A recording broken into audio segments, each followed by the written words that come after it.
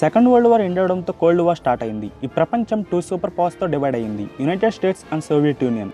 US and Soviet Union మధ్య direct fight జరిగినప్పటికీ ideological పర్స్పెక్టివ్తో ప్రాక్సీ వార్స్ జరిగాయి. Communist east versus capitalist west. Ideological influence and power కోసం జరిగింది cold war. Both sides nuclear వెపన్స్ని stockpile చేశాయి. Nuclear వెపన్స్ని యూజ్ చేయడం, కంట్రోల్ చేయడం, ఎలిమినేట్ చేయడం వంటి విషయాలు ఈ కాన్ఫ్లిక్ట్ యొక్క సెంట్రల్ పాయింట్లో ఉన్నాయి. స్టాలిన్ నుండి రీగన్ వరకు, ఆర్మ్స్ రేస్ నుండి క్యూబన్ మిసైల్ క్రైసిస్ వరకు, బెర్లిన్ వాల్ నుండి వియత్నాం అండ్ కొరియా వరకు కోల్డ్ వార్ యొక్క స్టోరీ చూద్దాం. సెకండ్ వరల్డ్ వార్ ఎండ్ అవడంతో యూరప్ 2 పార్ట్స్గా డివైడ్ అయింది. The Soviet Union, world's leading communist power, eastern బ్లాక్ని కంట్రోల్ చేసేది. వరల్డ్ వార్స్లో సోవియట్ యూనియన్ 27 మిలియన్ క్యాజువాలిటీస్ని ఫేస్ చేయడం వల్ల Soviet leader Joseph Stalin western Europe and Russia మధ్య బఫర్ జోన్ని క్రియేట్ చేయాలనుకున్నాడు. ఈస్టర్న్ యూరప్లో కమ్యూనిస్ట్ గవర్నమెంట్స్ని ఇన్స్టాల్ చేశాడు. వెస్టర్న్ యూరప్ క్యాపిటలిస్టిక్ ఐడియాలజీతో, అమెరికన్ ఇన్ఫ్లుయెన్స్తో ఉంది. వరల్డ్ వార్స్ ఎండ్ అవడంతో అమెరికా సూపర్ పవర్గా ఎమర్జ్ అయింది. అమెరికన్ ఎకానమీ సూపర్ లెవెల్లో ఇంక్రీజ్ అవుతుంది. అలాగే అమెరికన్ కంట్రోల్లో వరల్డ్స్ మోస్ట్ పవర్ఫుల్ వెపన్స్ ఉన్నాయి, ది అటామిక్ బాంబ్స్. వీటిలో 2 వెపన్స్ని హ్యారీ ట్రూమన్ జపాన్ మీద యూజ్ చేశాడు. ఇరాన్ నుండి సోవియట్ యూనియన్ ట్రూప్స్ని విత్డ్రా చేయడం స్టాలిన్ డిలే చేయడంతో సోవియట్ యూనియన్ అండ్ వెస్ట్కి మధ్య టెన్షన్స్ పెరిగాయి. ఈ విధంగా స్టాలిన్ టర్కీని ప్రెషర్ చేసి టర్కిష్ స్టేట్స్ తన కంట్రోల్లోకి తెచ్చుకున్నాడు. సోవియట్ యూనియన్ ఎక్స్పాన్షనిజంని ఆపడానికి ప్రెసిడెంట్ హ్యారీ ట్రూమన్ డాక్ట్రైన్ని ఇంట్రడ్యూస్ చేశాడు. గ్రీస్ అండ్ టర్కీకి యుఎస్ మిలిటరీ ఎయిడ్తో సపోర్ట్ చేసింది. ఈ పాలసీస్తో సోవియట్ యూనియన్ని కంట్రోల్ చేయడం అమెరికా స్టార్ట్ చేసింది. ఈ పాలసీ అమెరికన్ ఫ్యూచర్ ప్రాక్సీ వార్స్కి పర్ఫెక్ట్ స్ట్రాటజీ అయింది. ఈ పాలసీని కంటైన్మెంట్ స్ట్రాటజీగా చూడొచ్చు. యూరోప్లో కమ్యూనిజం స్ప్రెడ్ అవ్వకూడదని యునైటెడ్ స్టేట్స్ ఏప్రిల్ 1948న మార్షల్ ప్లాన్ని ఇంట్రడ్యూస్ చేసింది. యూరోపియన్ ఎకానమీస్ని ఇంప్రూవ్ చేస్తే కమ్యూనిజంని ఆపొచ్చనేది ఈ ప్లాన్. ఈ ప్లాన్తో అమెరికా $13 బిలియన్ ఎకనామిక్ ఎయిడ్ని యూరోప్కి ఇచ్చింది. ఎకనామిక్ ఇంటిగ్రేషన్ అండ్ ఫ్రీ మార్కెట్స్ని ఎంకరేజ్ చేసింది. Communism and capitalism or east and west అనే కాన్సెప్ట్తో ప్రపంచం డివైడ్ అయిందనడానికి జర్మనీ సింబల్గా ఉండేది.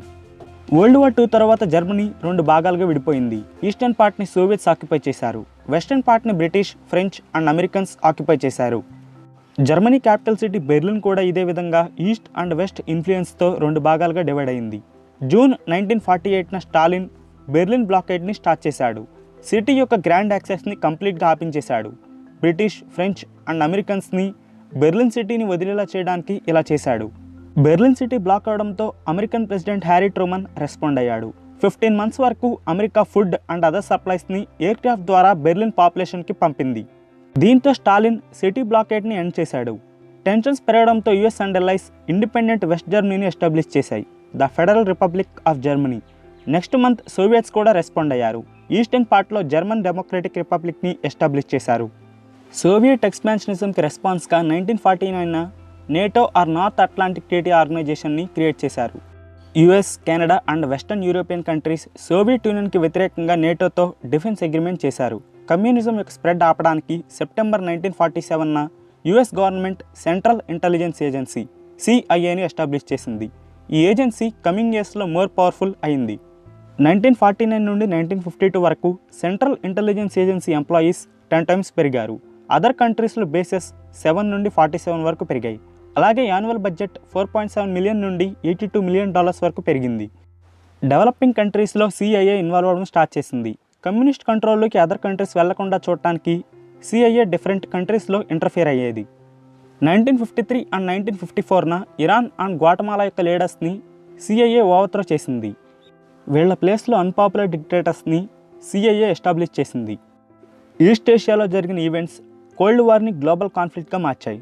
చైనాలో మావో జెడాంగ్ కమ్యూనిస్ట్ రెవల్యూషన్ని స్టార్ట్ చేశాడు. 1949న పీపుల్స్ రిపబ్లిక్ ఆఫ్ చైనాని కమ్యూనిస్ట్ పార్టీ ఎస్టాబ్లిష్ చేసింది. జపాన్ అమెరికా యొక్క ఎల్లై అవడంతో ఎకనామిక్ సపోర్ట్ని పెంచింది. దీంతో జాపనీస్ ఎకానమీ రికార్డ్ లెవెల్లో పెరిగింది. వియత్నాంలో ఉన్న ఫ్రెంచ్ కాలోనియల్ ఫోర్సెస్కి అమెరికా హెల్ప్ చేసింది. అప్పట్లో వియత్నాంలో కమ్యూనిస్ట్ ఇండిపెండెంట్ మూవ్మెంట్ స్టార్ట్ అయింది. ఈ మూవ్మెంట్ని హోచిమిన్ లీడ్ చేశాడు. 1950న కమ్యూనిస్ట్ నార్త్ కొరియా సౌత్ కొరియాని ఇన్వైట్ చేసింది. ఒకవేళ కొరియా కమ్యూనిస్ట్ అయితే ఈ ఐడియాలజీ అదర్ కంట్రీస్కి వెళ్తుందనే భయంతో American government tens of thousands of ట్రూప్స్ని సౌత్ కొరియాకి హెల్ప్ చేయడానికి పంపింది. కొరియన్ వార్ 3 ఇయర్స్ వరకు జరిగింది. జూలై 1953న సీజ్ఫైర్ లాంటిది జరిగింది. 2 కొరియాస్ మధ్య ఉన్న బోర్డర్ అంత ఎక్కువ షిఫ్ట్ అవ్వలేదు. ఈ వార్లో 2 మిలియన్ పీపుల్ చనిపోయారు. కమ్యూనిజంని ఆపడానికి అమెరికా పూర్తిగా రెడీ అయ్యింది. ఫ్యూచర్లో వియత్నాం కాన్ఫ్లిక్ట్లో అమెరికన్ ఇన్వాల్వ్మెంట్కి ఇది కూడా ఒక రీజన్. 1953లో స్టాలిన్ చనిపోవడంతో నికితా క్రుష్చెవ్ సోవియట్ యూనియన్ యొక్క లీడర్ అయ్యారు. నేటోని కౌంటర్ చేయడానికి సోవియట్ యూనియన్ వార్సా ప్యాక్ట్ని రెడీ చేసింది. తరువాత కాలంలో క్రుష్చెవ్ ప్రొవోకేటివ్ అండ్ అన్ప్రెడిక్టబుల్ లీడర్గా అయ్యాడు. బ్రిటన్ అండ్ ఫ్రాన్స్ ఈజిప్ట్ని ఇన్వైట్ చేయడం వల్ల నవంబర్ 1965న రాకెట్ వెపన్స్తో బ్రిటన్ అండ్ ఫ్రాన్స్ని క్రుష్చెవ్ భయపెట్టాడు. హైలీ ఎమోషనల్ వేలో ఆలోచించేవాడు. 1961న జాన్ ఎఫ్ కెనడీ పవర్లోకి రావడంతో క్రుష్చెవ్ బెర్లిన్ని సెక్యూర్ చేయడం కోసం అటెంప్ట్స్ని స్టార్ట్ చేశాడు. ఎర్లీ 1949 నుండి 61 వరకు చూస్తే కమ్యూనిస్ట్ ఈస్ట్ జర్మనీ నుండి 2.7 మిలియన్ పీపుల్ బోర్డర్ క్రాస్ అయ్యారు. వీళ్ళల్లో చాలామంది యుఎస్ కంట్రోల్లో ఉన్న వెస్ట్ బెర్లిన్కి వెళ్ళి అక్కడి నుండి అదర్ కంట్రీస్కి వెళ్ళిపోయారు. ఈస్ట్ బెర్లిన్ సిటీలోని పాపులేషన్ని కాపాడుకోవడం జర్మన్ డెమోక్రటిక్ రిపబ్లిక్ సర్వైవల్కి చాలా ఇంపార్టెంట్. ఈస్ట్ బెర్లిన్లో ఉన్న ఎడ్యుకేటెడ్ పీపుల్ సిటీ వదిలి వెళ్ళిపోవడం వల్ల ఎంటైర్ కంట్రీని క్రైసిస్లోకి నెడుతుంది. 1961లో క్రుష్చెవ్ అండ్ కెనడీకి వియన్నాలో మీటింగ్ జరిగింది. ఈ మీటింగ్లో క్రుష్చెవ్ కెనడీతో బెర్లిన్ని అమెరికా 6 మంత్స్లో వదిలేయాలి అని అడిగాడు. దీనికి కెనడీ రిఫ్యూజ్ చేశాడు. దీంతో క్రుష్చెవ్ బెర్లిన్ వాల్ని కన్స్ట్రక్ట్ చేయడం స్టార్ట్ చేశాడు. ఆగస్టు 12, 1961న ఈ వాల్ కన్స్ట్రక్షన్ స్టార్ట్ అయింది. ఈ వాల్ని ఈస్ట్ అండ్ వెస్ట్ బెర్లిన్ని డివైడ్ చేస్తూ కన్స్ట్రక్ట్ చేయడం జరిగింది. ఈ బ్యారియర్ బార్బ్డ్ వైర్ ఫెన్స్తో స్టార్ట్ అయ్యి మ్యాసివ్ కాంక్రీట్ బ్లాక్ వాల్గా మారింది. ఈ వాల్ 12 ఫీట్ హైట్ ఉండడంతో పాటు 100 మైల్స్ లాంగ్ ఉంది. ఆర్మ్డ్ గార్డ్స్ ఈ వాల్ బోర్డర్ని సెక్యూర్ చేసేవారు. యుఎస్ ప్రెసిడెంట్ కెనడీకి తన ప్రాబ్లమ్స్ తనకున్నాయి. అమెరికాకి దగ్గరగా ఉన్న క్యూబాని ఎర్లీ 1959లో కమ్యూనిస్టులు ఆక్రమించుకున్నారు. ఫిడెల్ కాస్ట్రో లీడర్షిప్లో కమ్యూనిస్ట్ రెవల్యూషన్ ఎరైజ్ అయింది. క్యూబాకి American economic and political dependence నుండి విముక్తి కల్పించారు. క్యూబా అమెరికాని వదిలి సోవియట్ యూనియన్ వైపు ఇంట్రెస్ట్ చూపించింది. కమ్యూనిస్ట్ కంట్రీ అమెరికాకి దగ్గరగా ఉండడం వల్ల కెనడీకి నచ్చలేదు. ఫిడెల్ కాస్ట్రో గవర్నమెంట్ని క్యూబా నుండి తప్పించడానికి బే ఆఫ్ పిగ్స్ ఇన్వేజన్ని స్టార్ట్ చేశాడు. కొంతమంది క్యూబన్ ఎక్సైల్స్కి సెంట్రల్ ఇంటెలిజెన్స్ ఏజెన్సీ ట్రైనింగ్ ఇచ్చి క్యూబన్ గవర్నమెంట్ పడగొట్టడానికి పంపింది. అయితే ఇది సక్సెస్ అవ్వలేదు. సిఐఏ ట్రైన్ చేసిన ఆర్మీ క్యూబన్ గవర్నమెంట్కి సరెండర్ అయ్యింది. కెనడీ ప్లాన్ ఫెయిల్ అయ్యింది. నికితా క్రుష్చెవ్ ఫిడెల్ కాస్ట్రోని ప్రొటెక్ట్ చేయడానికి నిర్ణయించుకున్నాడు.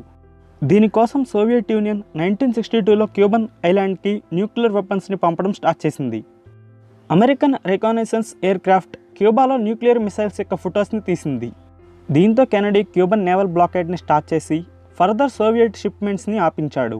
1,40,000 యుఎస్ ట్రూప్స్ని ఫ్లోరిడాలో రెడీగా ఉంచాడు. యుఎస్ అలర్ట్ సిస్టమ్ని ఫుల్ స్కేల్ రెడీలో పెట్టారు. దాదాపు న్యూక్లియర్ వార్ వచ్చే సిచ్యువేషన్కి ఈ నేవల్ బ్లాకేడ్ సిచ్యువేషన్ తీసుకెళ్ళింది. దీన్ని క్యూబన్ మిసైల్ క్రైసిస్ అంటారు. ఒక పక్క నెగోషియేషన్స్ జరుగుతూనే ఉన్నాయి. అమెరికన్ షిప్స్ సోవియట్ సబ్మెరీన్స్కి బ్లాకేజ్ చేశామని డబ్ ఛార్జెస్ పంపుతూనే ఉన్నాయి. Soviet submarine captain nuclear attack initiate అయిందనే భయంతో న్యూక్లియర్ టార్పిడోస్ని లాంచ్ చేయాలని ఆర్డర్ చేశాడు. ఈ ఆర్డర్ అప్రూవ్ కావాలంటే 3 ఆన్బోర్డ్ ఆఫీసర్స్ అగ్రీ చేయాలి. వీళ్ళలో ఒక ఆఫీసర్ వెసిలీ ఆర్కిపోవ్ ఈ న్యూక్లియర్ అటాక్ ఆర్డర్స్ని రిఫ్యూజ్ చేశాడు.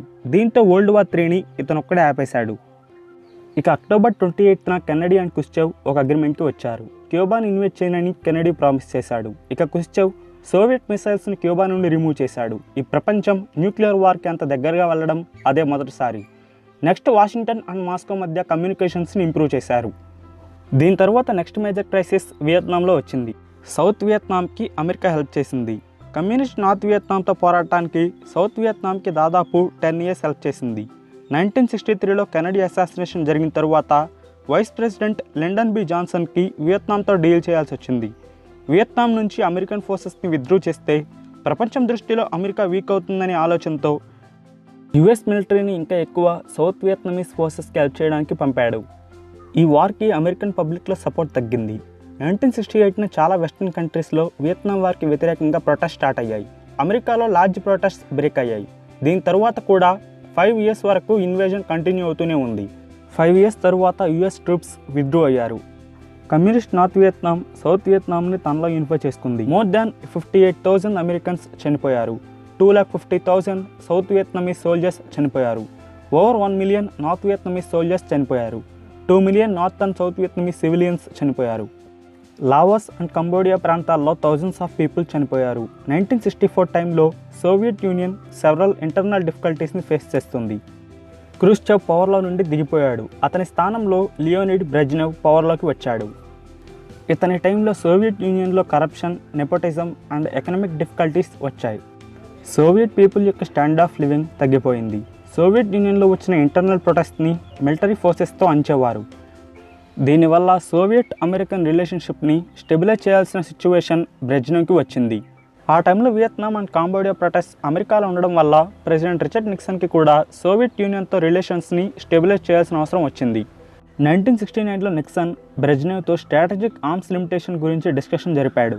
ఈ ఆర్మ్స్ లిమిటేషన్కి సైన్ చేయడం వల్ల both sides inter continental ballistic missiles యొక్క స్టాక్ పైల్ని తగ్గించాయి.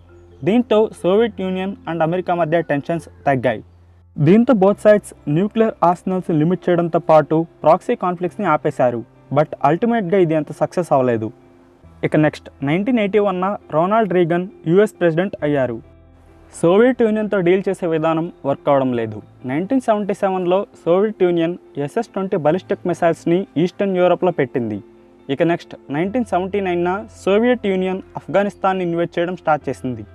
సోవియట్ యూనియన్ని ఈవిల్గా డిస్క్రైబ్ చేస్తూ రేగన్ స్పీచెస్ ఇస్తూ ఉండేవాడు. డెమోక్రసీ మార్క్సిజం అండ్ లెనినిజంని నాశనం చేస్తుందని చెప్పేవాడు. న్యూక్లియర్ డిస్ట్రక్షన్ని ఆపడానికి సోవియట్ యూనియన్ ఆర్మ్స్ రేస్ని ఆపేలా రొనాల్డ్ రీగన్ ప్రెషర్ చేయడం స్టార్ట్ చేశాడు. సోవియట్ యూనియన్ ఆర్మ్స్ రిడక్షన్ చేసేలా ప్రెషర్ చేశాడు. దీని ప్రకారం అమెరికా మోడర్న్ ఆర్మ్స్ అండ్ వెపన్స్ని ఎక్కువ స్టాక్ పైల్ చేసి ఆర్మ్స్ రేస్లో సోవియట్ యూనియన్ లూజ్ అయిందని ప్రపంచానికి రియలైజ్ చేసి ఫైనల్గా ఆర్మ్స్ రిడక్షన్ చేయాలని సోవియట్ యూనియన్ని ప్రెషర్ చేశాడు. దీన్నే పీస్ త్రూ స్ట్రెంత్ పాలసీగా వర్ణించారు. ఈ పాలసీ యొక్క corner stone project strategic defence initiative or SDI. దీనికి మీడియా స్టార్ వార్స్ అని పేరు పెట్టింది. ఈ ప్రాజెక్ట్తో న్యూ మిసైల్ డిఫెన్స్ టెక్నాలజీని అమెరికా డెవలప్ చేయడం స్టార్ట్ చేసింది. Lasers and space based missile defence సిస్టమ్ని డెవలప్ చేసింది. ఈ టెక్నాలజీని సోవియట్ యూనియన్ అచీవ్ చేయలేదనే విషయం రేగన్కి తెలుసు. సో దీంతో సోవియట్ యూనియన్ ఆర్మ్స్ రేస్ని ఆపుతుందని ఆలోచించాడు. ఈ మిసైల్ డిఫెన్స్ సిస్టమ్ సోవియట్ యూనియన్కి లేకపోవడం వల్ల సోవియట్ యూనియన్ డేంజరస్ వల్నరబుల్ సిచ్యువేషన్లో ఉంది. ఈ పాలసీ వర్క్ అయ్యింది. సోవియట్స్ నెగోషియేషన్స్కి వచ్చారు. 1985 సోవియట్ యూనియన్ అండ్ యుఎస్కి మధ్య సమిట్ జరిగింది. ఈ సమిట్లో న్యూక్లియర్ ఆర్మ్స్ రేస్ గురించి డిస్కస్ చేశారు. ఇక నెక్స్ట్ సోవియట్ యూనియన్కి కొత్త లీడర్ మిఖాయిల్ గోర్బచేవ్ వచ్చాడు. ఇతను కోల్డ్ వార్ మొత్తంలో మోస్ట్ ఇంపార్టెంట్ పర్సన్గా నిలిచిపోయాడు. ఈస్టర్న్ యూరోప్లో ఎకనామిక్ హార్డ్షిప్స్ పెరిగాయి. గోర్బచేవ్ కొన్ని విషయాల్ని మార్చడానికి ఫిక్స్ అయ్యాడు.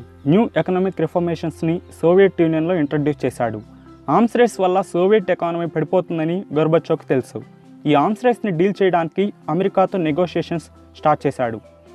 మిఖాయిల్ గోర్బచేవ్ రొనాల్డ్ రీగన్ని 1985 అండ్ 1988 మధ్యలో 5 డిఫరెంట్ అకేషన్స్లో కలిశాడు. ఈచ్ మీటింగ్లో ట్రస్ట్ అండ్ రెస్పెక్ట్ని బోత్ కంట్రీస్ మధ్య పెంచుకున్నారు. రీగన్ గోర్బచేవ్తో ఓపెన్ నెగోషియేషన్స్ని చేశాడు. ఇద్దరు డిసెంబర్ 8, 1987 న్యూక్లియర్ ట్రీటీని చేశారు. దీంతో షార్ట్ అండ్ ఇంటర్మీడియట్ రేంజ్ మిసైల్స్ని బ్యాన్ చేశారు.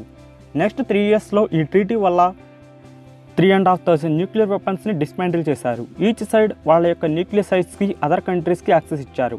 ఈ అగ్రిమెంట్తో ఎంటైర్ న్యూక్లియర్ క్లాస్ని ఎలిమినేట్ చేశారు. గోర్బచేవ్ రిఫార్మ్స్ వల్ల సోవియట్ యూనియన్లో డిస్టెబిలైజేషన్ వచ్చింది.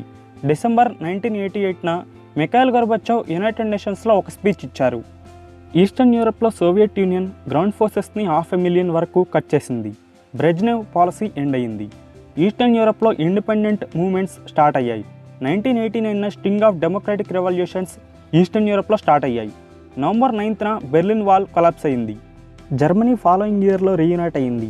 1991 సోవియట్ యూనియన్ కొలాప్స్ అయింది. 15 డిఫరెంట్ ఇండిపెండెంట్ నేషన్స్ ఫామ్ అయ్యాయి. కోల్డ్ వార్కి సర్ప్రైజింగ్గా బ్లడ్లెస్ కన్క్లూజన్ వచ్చింది. ఈ కోల్డ్ వార్ ఇంటర్నేషనల్ రిలేషన్స్ని 40 ఇయర్స్ డామినేట్ చేసింది. కోల్డ్ వార్లో స్టార్ట్ అయిన ఇంటర్నేషనల్ ఫారెన్ రిలేషన్స్ యొక్క లెగసీ ఇప్పటికీ ఉంది. ఎనీవే సోవియట్ యూనియన్ డిసల్యూషన్తో న్యూక్లియర్ ఇన్హలేషన్ ఆగిపోయిందని చెప్పాలి. ఈ వీడియోని ఇస్తే లైక్ చేయండి, అలాగే షేర్ చేయండి. నా ఛానల్ సబ్స్క్రైబ్ చేసుకోండి. Thank you.